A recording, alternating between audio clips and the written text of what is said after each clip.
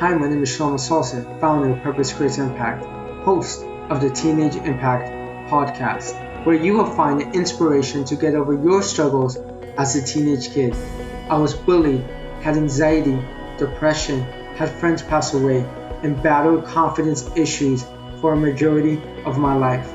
Whether you have the same issues as me, feel lonely, face challenges in your home or in school, I'm going to be interviewing people who overcame these struggles and provide you with tips on how you can overcome yours. By the end of this episode, I want you to rate and comment on what you think of the podcast. This will allow the podcast to be ranked higher and serve more teenagers.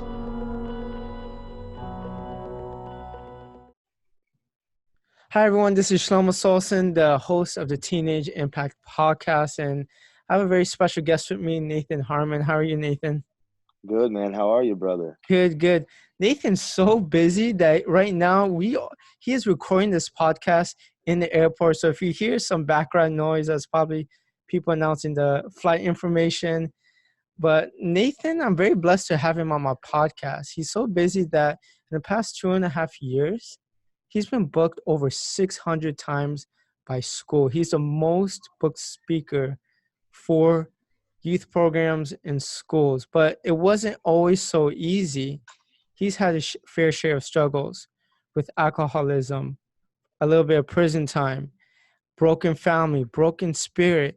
And today I'm very lucky and blessed to have Nathan on to share his story. So Nathan, how about you take the floor and kind of tell everyone your story and your background as a teenager?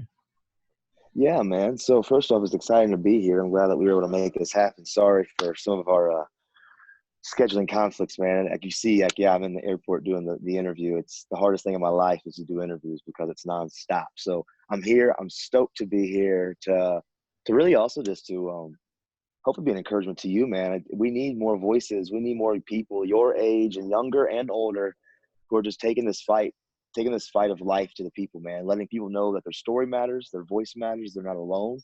Um, Your Life Speaks, which is the company that I started. It's what it's all about, is letting people know that their life speaks, it screams, it shouts, and we're better together.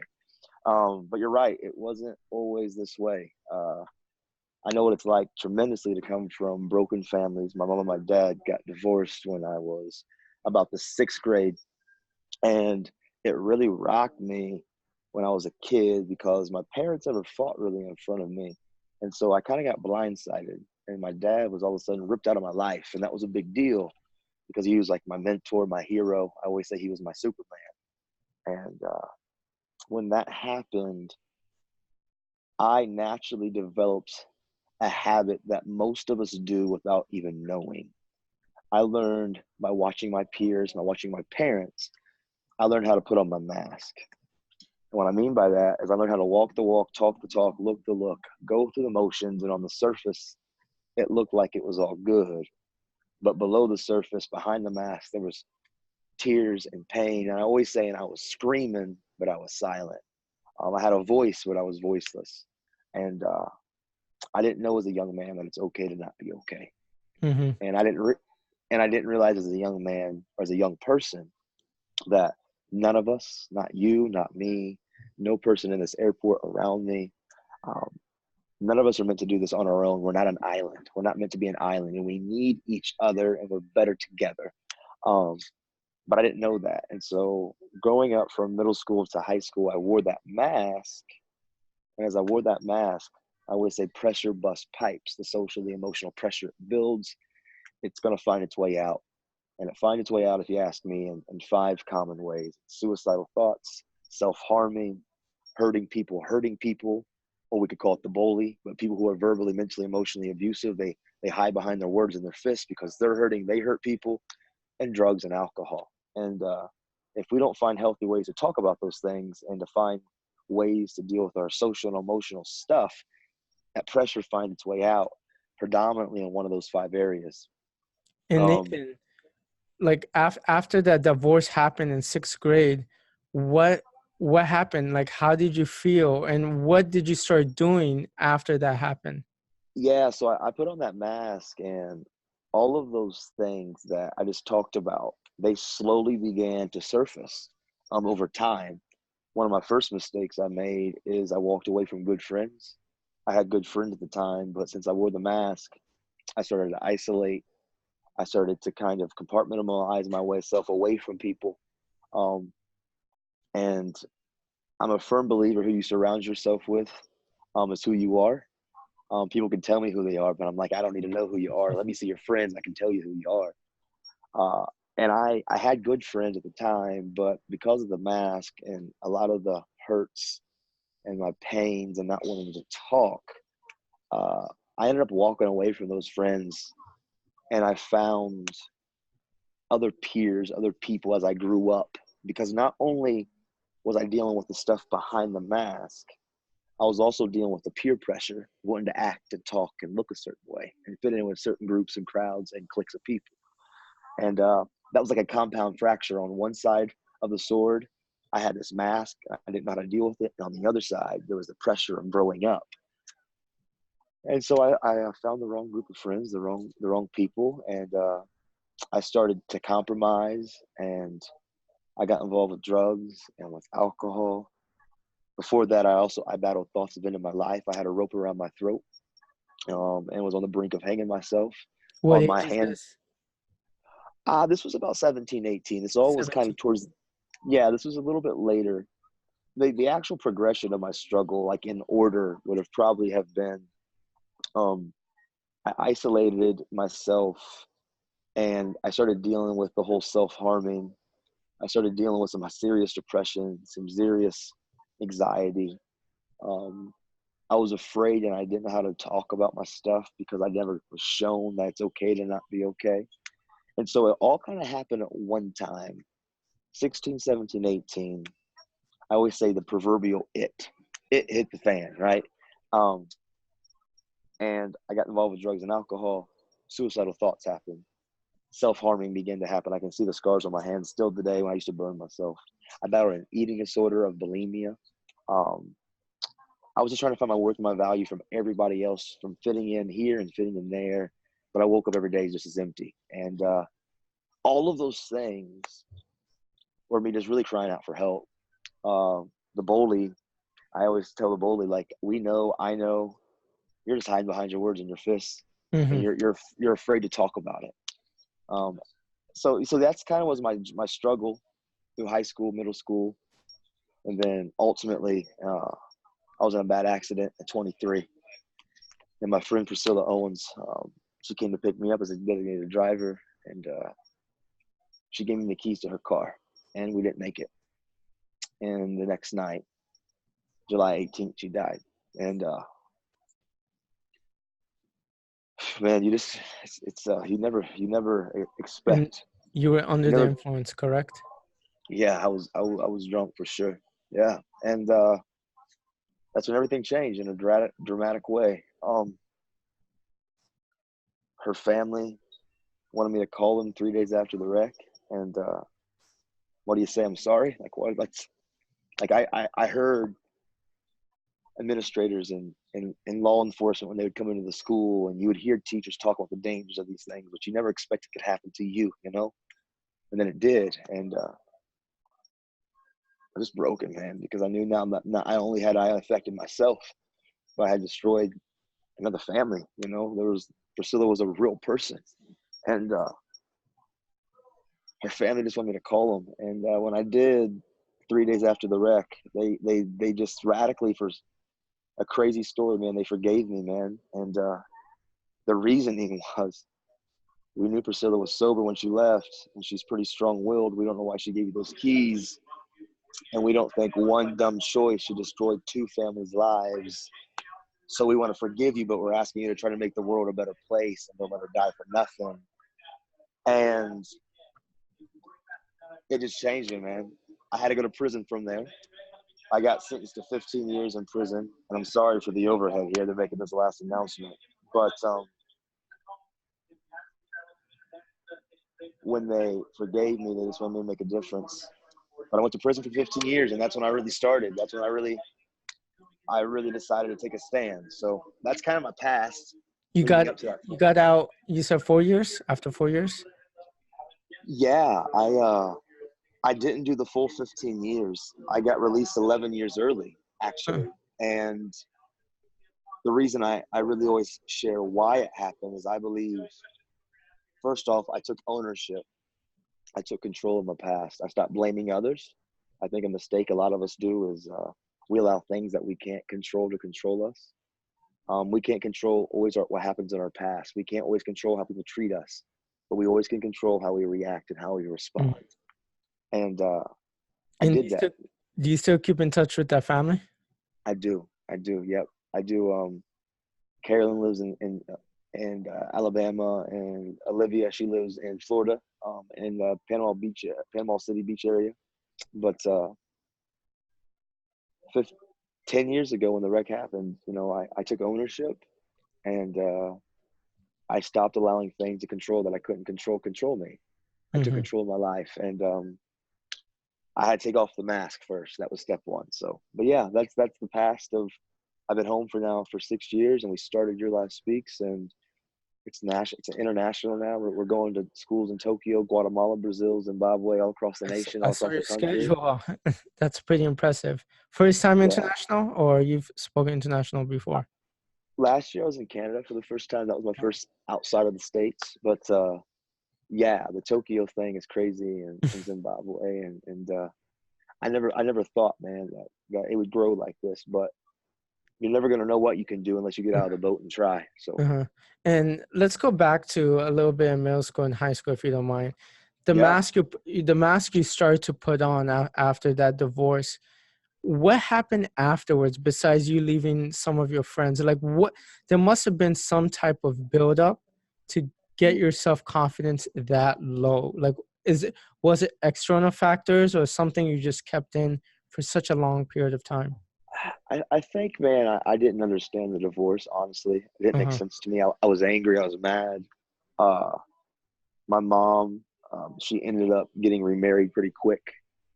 And then I had a stepfather and stepchildren, and I mean, it's not stepchildren, but stepbrothers and sisters. And I didn't sign up for that, And, All despite. uh, and it was just a lot of not knowing how to deal with that young age with those emotions, not being trained and learning and having tools to deal with the anger, the frustration, the bitterness, the hurt, the pain. And so I just would mask it. And I was always a person that wanted to stay busy. I didn't want to be alone because if I was alone, I had to deal with it. So it Hmm. was easier for me to stay in sports and to So you didn't keep, deal with it, yeah.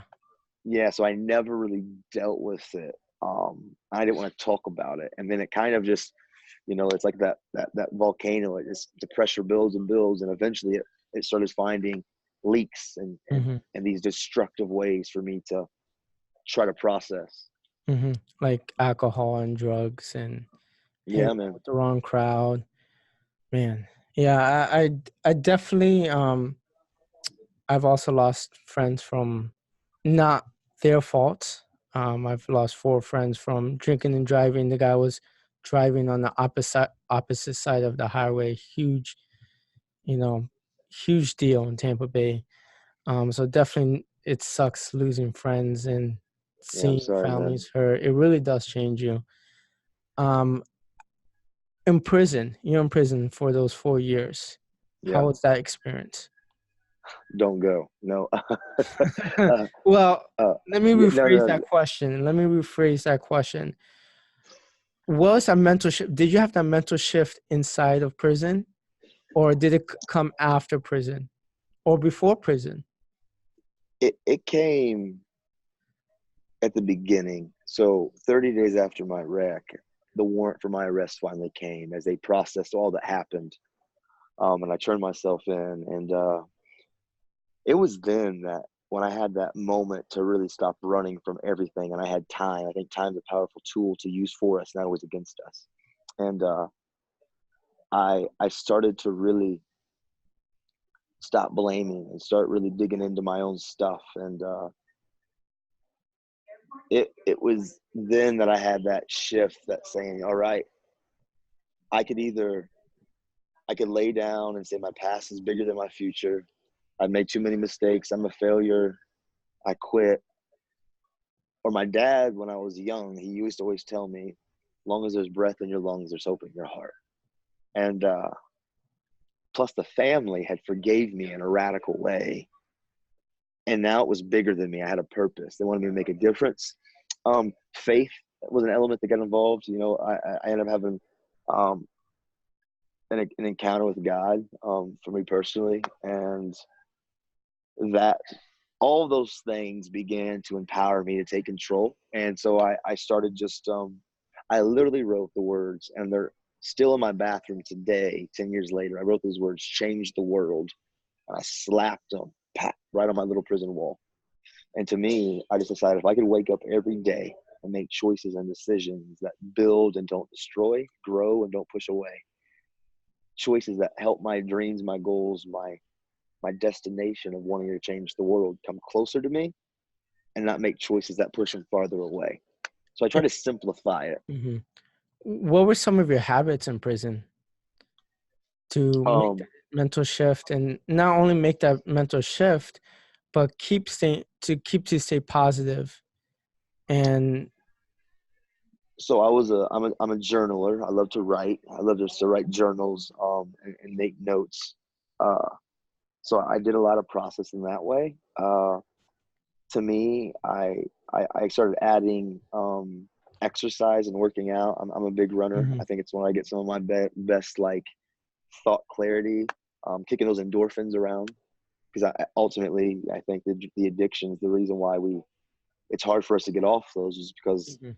we're used to that endorphin. And so I started really getting serious with exercise and writing and finding good mentors. I think I always my one of my best habits that I feel like I've created is we don't only need people on a horizontal plane that are friends this way, but we got to have people vertically, those coaches, those mentors, those people that can help pull you up and hold you up when you want to give up. Who were So I some of your found those. mentors? There was a guy actually in prison. An hour. That's okay. My flight just got delayed. Oh, So perfect. More time. should yeah, no, yeah, right. Perfect. I love it. I love it. Should we should we call and see about swapping our connection? That's phenomenal. But but yeah, so I had a guy in prison named Petey who really poured into me. And he said he was just trying to pour into me so I wouldn't make the same mistakes that he made. And in that, uh he really just would always challenge me, saying, Nathan, why don't you not want to change? You know, like, and I would be like, oh, because the friends in those old friends that I had, you know, they're different. They're not like this. They're still out there ripping and running. And he'd always say, do they care about you? I'm like, yeah. And he's like, okay. How many have came and seen you? I'm like, none. How many have written to you? None. He said, so why are you letting people live rent free in your brain? Why are you going to let people, why are Powerful. you, why are you going to let people who don't really care about you, that were really helping you be destructive and were gassing you up to make the wrong choices, well, why are you going to let them hijack your destiny? As soon as he said that, man, it was like a shift. And I was like, light bulbs, right? And that was the moment that really started a huge, like, cataclysmic shift in me. So Hmm.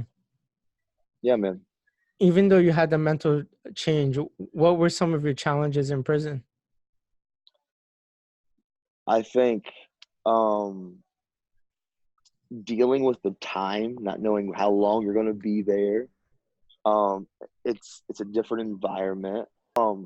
I think it's easy to fall into the common voice that surrounds you. And in prison, I mean, there's like their whole thought processes and the lifestyle and the culture, and I just refused that. I didn't have to be a product of that, so I had to combat against that all the time, of not being, you know what, caught up in the pointless conversations and the talk. I decided that I was going to use my time very wisely. And I was Did you always read thoughtful in there? those things. Yeah, I read a lot. Yep. I Mhm. was a reader. Yep. I did a program in there called Therapeutic Community, and it was really a cognitive thinking. Change the way you think, you change you. It was big on the 7 habits of highly effective people. Rick Warren's Purpose Driven Life was a huge one of trying to figure out purpose. Um, so those are some of the things that I really dug into. And then I spent a lot of time in meditation, man. I think meditation's a powerful tool. To change your Um, life. Yeah, man. So that's a lot of the tools that I used. And I ended up getting released 11 years early. Hard work works, make good choices, great things happen. And Um, was it because you made that switch, they saw that you were making that switch, that they released you early? well, they actually started a program in Indiana for the first time. They wanted to start sending an inmate all across Indiana and let him communicate and to try to make a difference with their stories and helping and speaking in colleges and high schools and conferences. And they started this crazy program. And so when they went to find the first person to pilot the program, well, you make good choices and work hard. You always separate yourself from the crowd. And I was highlighted and I got picked. And my work that I did for 2 years while incarcerated, the governor of Indiana heard about it, and his council got wind about it too. And with time cuts and with all of that, then I also got a letter from the governor's office saying that I was more effective out there than I was in here.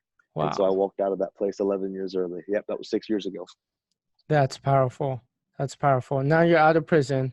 What Yep. were the next steps? Punch fear in the face. There's a lot of people in my hometown that said I was a failure still. It was only a matter of time before I went back to who I always was. My dream was stupid. I wanted to be an inspirational speaker, that I wasn't qualified. I didn't have the vernacular that could communicate, could persuade audiences and And you're crowds. 27 at this time, right? I was 27 at that time. Yeah, yeah.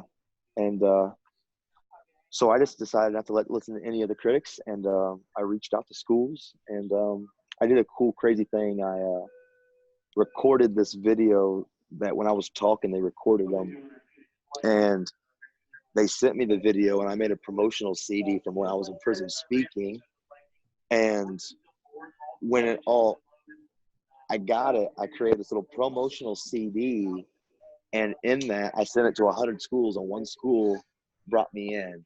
This was 4.5 years ago. And then one turned to 10, and 10 turned to 30, and 30 turned to 70. And then it just snowballed, and we were effective at what we do. And these talks work. We've gotten thousands of messages from kids who haven't committed suicide and people who are on the verge that are now healthy, getting help, kids that weren't going to graduate that are graduating. So all of talks, the power of words. So And so you just from one CD, you never had a speaking engagement, or was a CD a speaking engagement, or is it just a video you made? no, so it was when I was actually still incarcerated. I went to a Division I school called Ball State to speak, Uh-huh. and they recorded it. And so I took that clip and I mailed it out to 100 schools in Indiana. That's And pretty amazing. it, And you've been it, doing it for 6 years, 6.5? um, well, I've been really doing it like on a high level like this for about 4 years. Four My years. first school was 4.5. But if I count the time when I was communicating in prison, I was leaving prison and going out and speaking. I spoke to like 7,000 people over 2 years while I was still incarcerated. Um, that was so it would have been about 7 years ago that I really started public speaking. But Hmm. even though the first 2 years I was in prison doing it, so yeah, How did you grow as a speaker in the past 5, 6 years? I think just the ability to use speech and cadence um, and senses. So to me, it's not just a speech. When I do this talk, even though it's just words, to me, I've always looked at it like people sitting in the audience. They're there to watch the movie, to hear the play, to be a part of a production. And I'm the author, I'm the director, I'm the playwright, I'm the actor. I'm in control. And so I always wanted to be able to capture with language and tones and passion this ebbs, these flows, these ups, these downs, laughter, tears, stories that literally made you feel like you're watching a movie. So my talks, when I have the full time because the school we can get it, we'll go for 90 minutes and nobody moves. It's like a movie, man. Like it's Wow. just yeah. So it's a 90-minute talk normally, which I think for some communicators maybe it's a long time, but that's what we do. Hmm. That's good. And what about what about other lessons you have learned since getting out, Well, besides in your professional career? I think other lessons are just tackling things head on. Don't Okay. talk about it. Don't talk to others about it, but just go right to the source. I think to me, understanding that it's not about being perfect. It's not about having perfection, but it's about progress.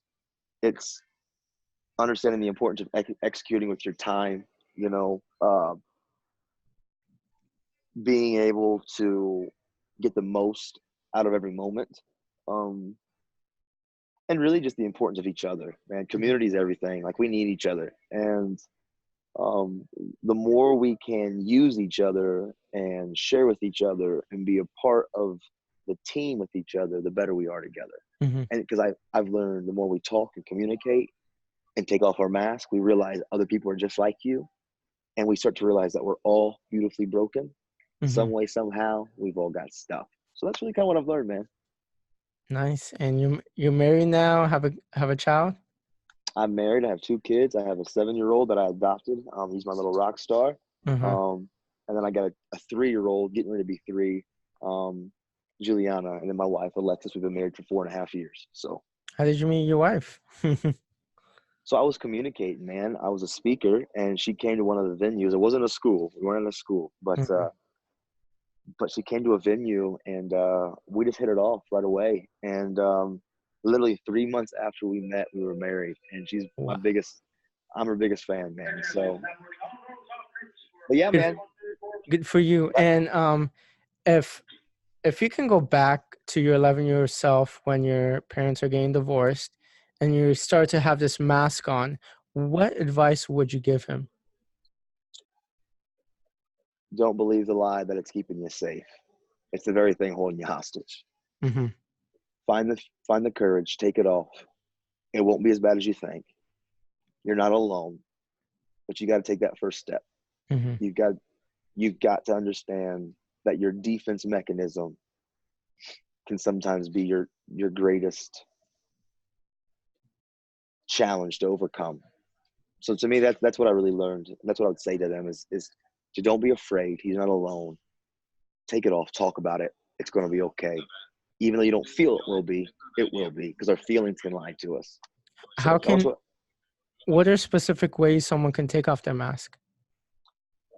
I think finding that trust caring adult, finding that person that you can take the mask off and someone that you can trust, because that's the fear. You have to trust somebody, um, and you don't know what you're gonna do when you share about it.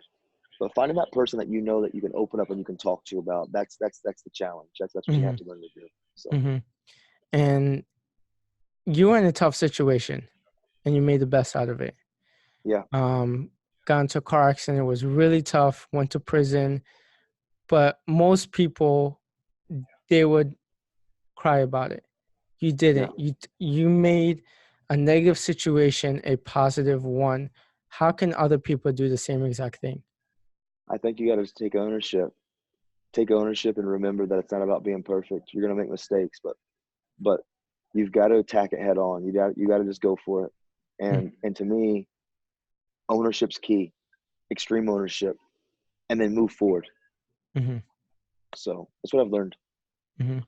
And what are some last tips? Oh man, stay the course.